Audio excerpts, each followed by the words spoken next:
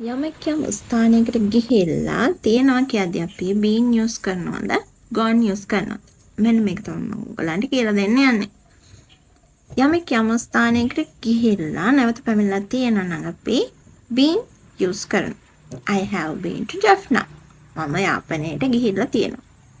She has been to India. ඇය ඉන්දියාවට ගිහින් තියෙනවා.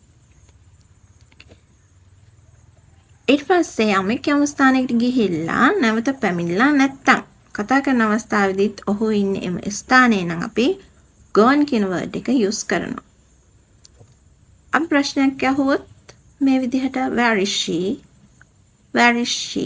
ඇයි කොහෙද කියලා අහනවා. අපි answer එක විදිහට මොකක්ද දෙන්නේ? She has gone to Italy.